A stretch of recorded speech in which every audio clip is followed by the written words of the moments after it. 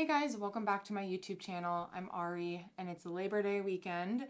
I personally don't have any plans, but I hope you have something fun in store, whether that's just rest or living it up with your friends, however you like to enjoy that. I hope it's restful and peaceful for you. I haven't had much to do today or this weekend.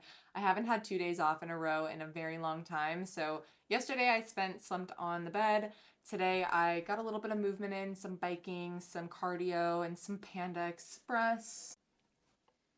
That cookie. But anyway, I wanted to talk about a topic today that I'm very passionate about. I want to talk about what it looks like to face the same demons, if you will, over and over again in different chapters of your life. I think this is something that isn't talked about as much, or at least I haven't heard too many sermons on it, but this idea of this topic actually came to me after a friend of mine told me why they don't read the Bible as much. They're faithful, they're curious about their faith, but they have a hard time understanding the Bible. It was the same way for me. They don't want to sit down and read scripture because they feel like they don't understand the words behind it or necessarily the meanings, on how it applies to their life today. I think that is such a valid concern. I don't pick up my Bible most of the time because I don't understand it myself, at least the words in it, because they're from ancient times, ancient wording. Sometimes it just can be a little bit confusing. But the thing is that the scripture moves with us. The scripture moves along with change. It stays steady. The lessons that we learn from the Bible stay pretty consistent. But how do they apply to our life every day? Our seasons of life are changing constantly. There's a lot going on in everyday life, and it can be confusing to know where to look or what advice to take, especially when you are newer to faith. So this is for anybody who's looking for a little bit of clarification around what it might look like to experience the same problems, stressors, whatever you want to call it. I call them demons just because I like to confront them that way. They are. Nothing stressful or that's something that causes anxiety ever comes from God, so I call them demons. That's just me. But anyway, how do you recognize when an opportunity is from the Lord or a feeling, emotion, circumstance, as opposed to the devil, quite frankly? Put that bluntly. I'll give you an example. My work situation. This is something I thought about the other day. If you've watched any of my past videos, you know that I'm newer to the area of Florida. I moved down here back in the middle of April, and I quit my corporate job to start something new. I knew what I wanted my life to look like in a very general way. As for the intricacies, that's still to be pieced together. I'm figuring it out. But I came across basically a fork in the road on deciding what I want to do for work right now. Coaching, working at the gym, I can do both. I am doing both.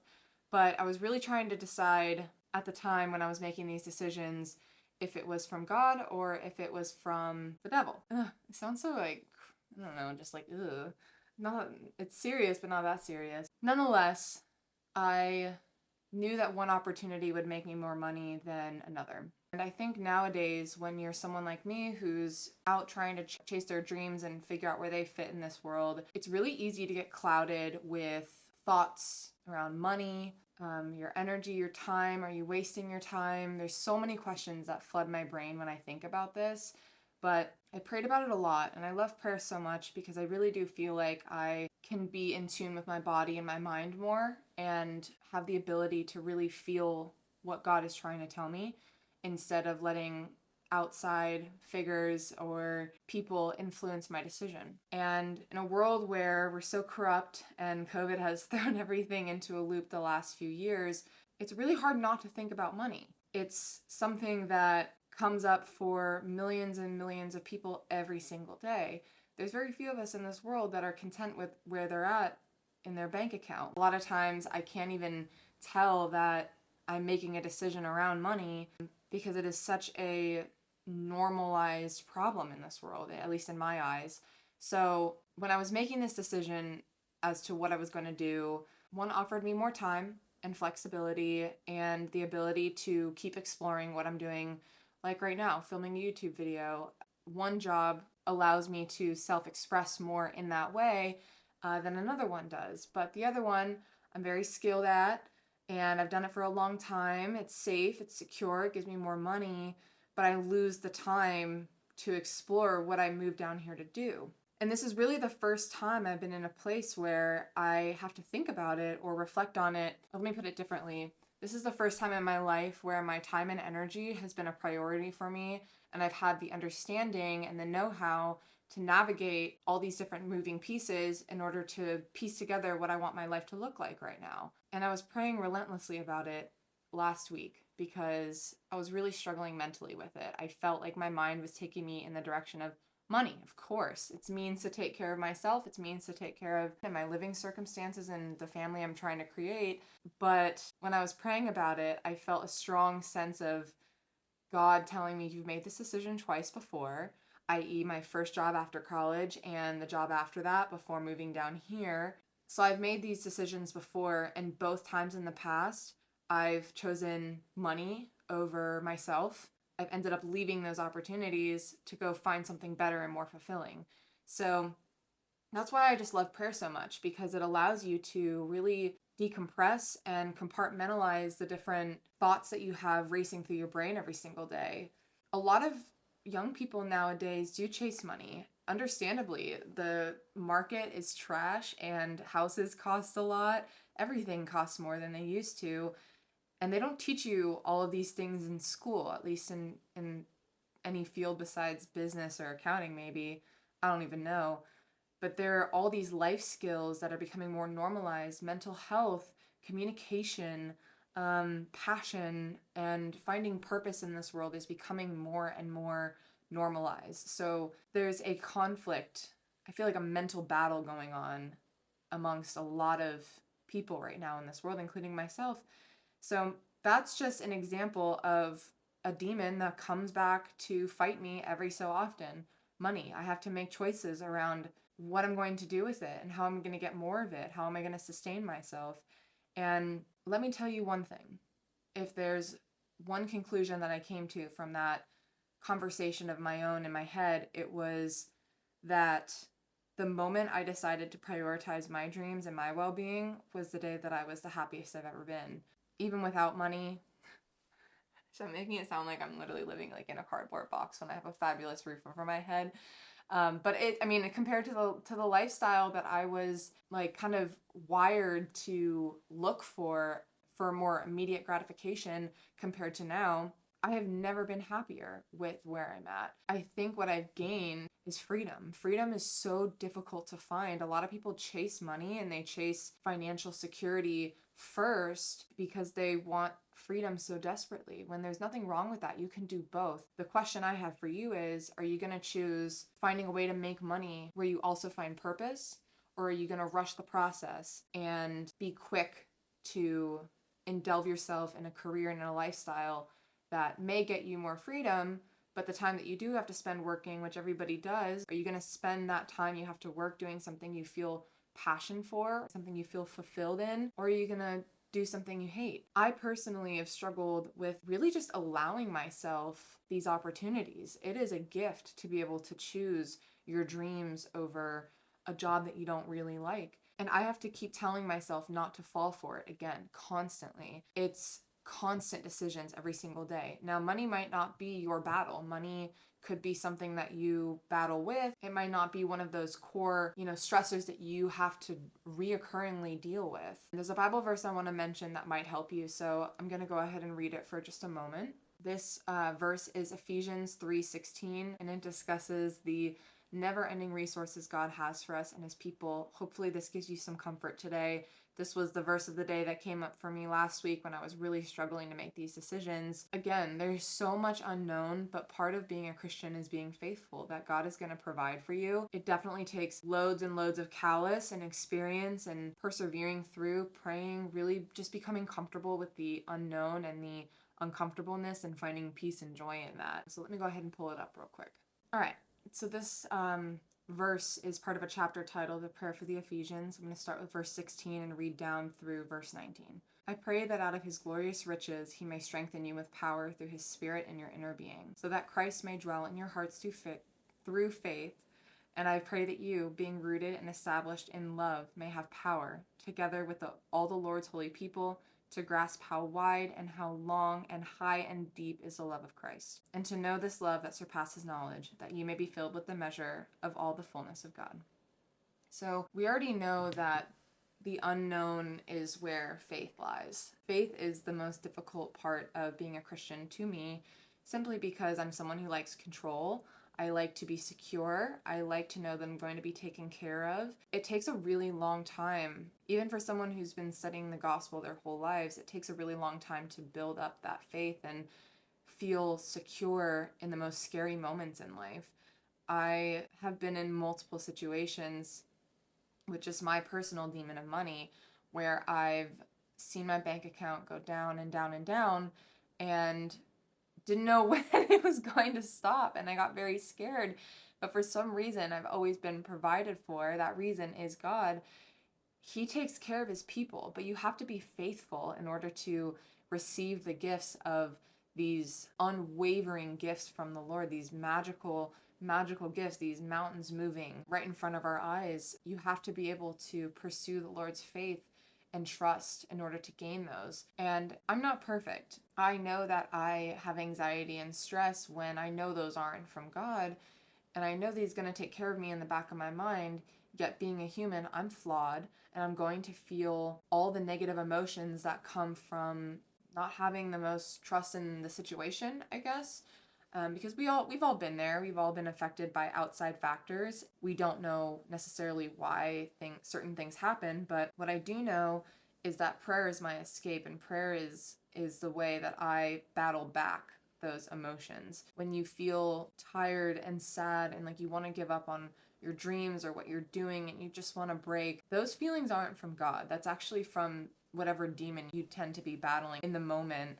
It could be family, it could be a relationship, it could be money like me. But at the end of the day, prayer is the way to combat that. Have a conversation with the Lord, give it to him. What could it hurt? Meditating, you hear all the time how that works wonders with many, many people to just bring them back to a center place. So if you're not Christian, don't quit watching. This video is for you too. Just maybe spend some time in meditation in your own mind and your own feelings, because when you close your eyes and you escape the world that we're living in, at least momentarily, you become so fine-tuned with your body and how it's feeling that you may be able to work itself out on your own. But for me, prayer is that same escape. Today, when I was at the gym, I was riding the bike and I was really, really praying about something. And I was having very negative thoughts around myself, just about what I had gotten done this weekend. I had 2 days off, like I mentioned, and I haven't had 2 days off in forever. I was beating myself up a little bit because I had just done the treadmill and just biked and I didn't actually go weight lift. I closed my eyes and I prayed and I gave to God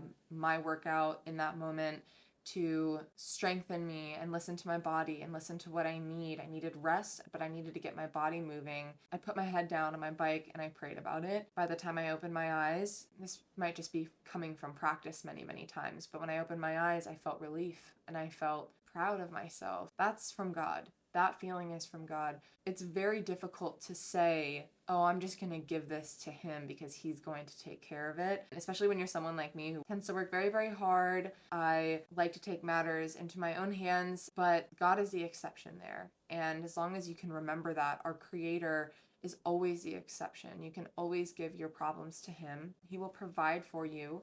He wants us to seek him out, and then he will graciously give us these gifts that he's just itching to give us, because we're all here for a reason. We're all here to make an impact and spread his love.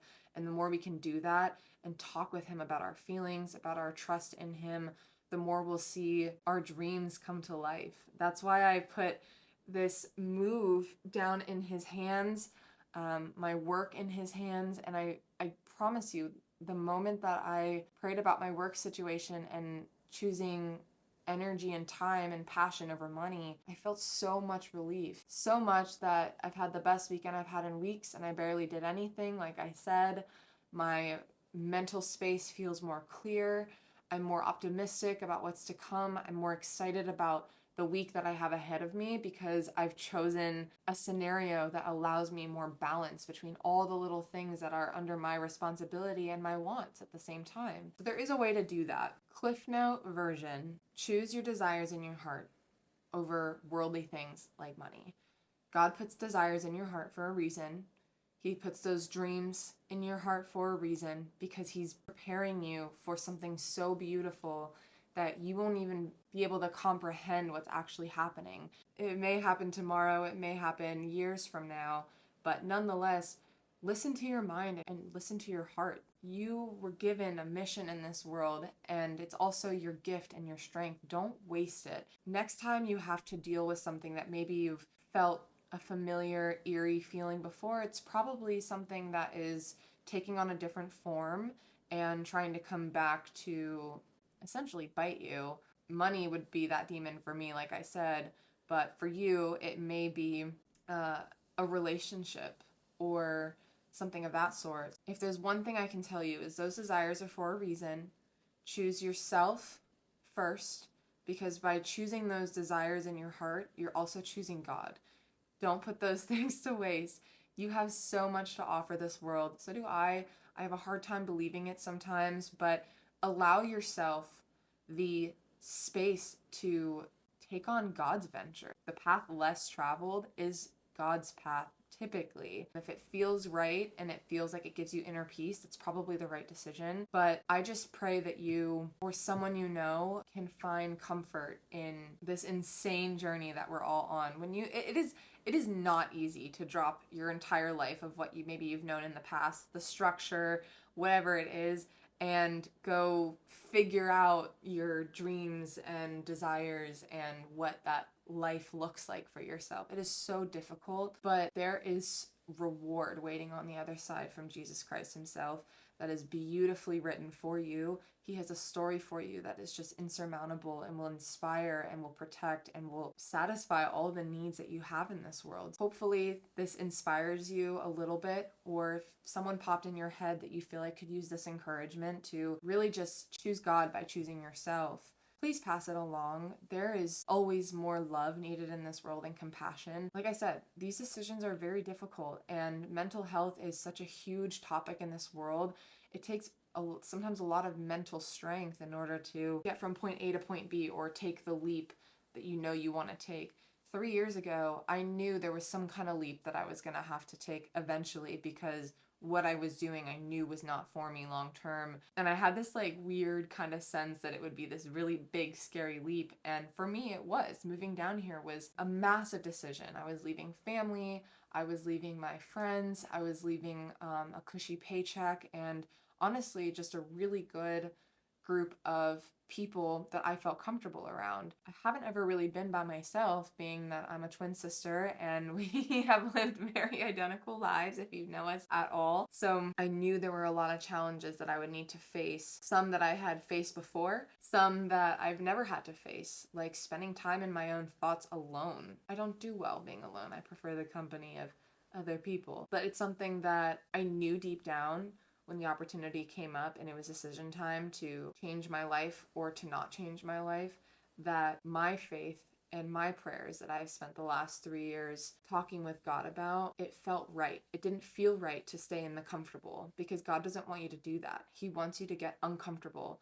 Why? Because there's so much in this world that is unknown, and all that unknown is where the magic happens, where God comes into your life. So send this along if you think of somebody that might need some encouragement. I encourage you to write down your desires. What are those deep thoughts that you have? Write them down. What do you feel like you're spending time doing in your free time or in your work that might apply to one of those desires? What is something that you're currently doing that maybe you're not doing enough of that could translate into one of your desires that you have in your heart? Really spend some time thinking about it, because the more time you make for habits that work towards your dreams, the more your dreams will become a reality. And if you center all of that with prayer and with God, such amazing, beautiful things can happen. Case in point, that's where I am now. I mean, I'm smiling, I'm talking to you guys. Life couldn't get much better, at least compared to what I've known in the past, and I am so grateful for it. So that's it for today. If you have any questions or comments, feel free to leave them below. If you have any ideas of what you want me to talk about in scripture or not in scripture in any of my next videos, please let me know. Don't forget to hit that subscribe button for next week's episode, but I'm looking forward to chatting with you guys again. Thank you so much for spending time with me today, and we'll see you soon. Bye-bye.